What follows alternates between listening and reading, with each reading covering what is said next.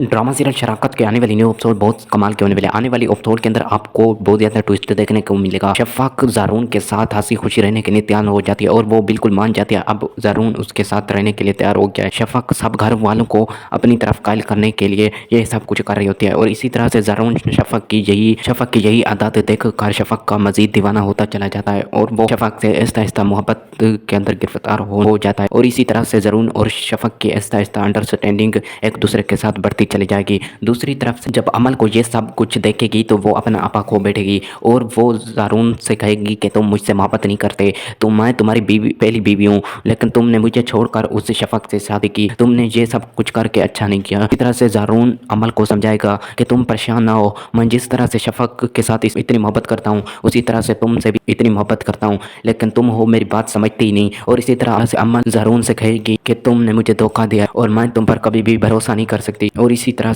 ज़ारून अमल से कहेगा कि मैं तुम्हें किस तरह से यकीन दिलाऊं, मैंने से मोहब्बत करता हूं और हमेशा तुमसे मोहब्बत करता रहूंगा। और ज़ारून अमल से कहेगा मैंने शफ़ाक से शादी सिर्फ और सिर्फ अपनी औलाद की खातिर की है, मैं चाहता हूं कि मेरी अपनी औलाद हो और इसी वजह से मैंने शफ़ाक से दूसरी शादी की है, लेकिन तुमसे मैं अभी भी मोहब्बत करता हूँ। और दूसरी तरफ से अमल के वालिदैन अमल को समझाएंगे कि जो होना था वो हो गया, अब तुम अपने घर को मज़ीद मत बिगाड़ो, क्योंकि एक तो शफ़ाक आ गई है, दूसरी तरफ तुम्हें अपनी जगह बनाना होगी, क्योंकि ज़ारून ने जो करना था वो कर दिया, अब तुम्हें अपनी चाल चलना होगी। और इसी तरह से अमल के वालिदैन अमल को समझाएंगे और इसी तरह से अमल अपने वालिदैन की बातें आहिस्ता आहिस्ता समझना शुरू कर देगी। ये सब आपको ड्रामा सीरियल शराकत के आने वाली एपिसोड में मालूम होगा।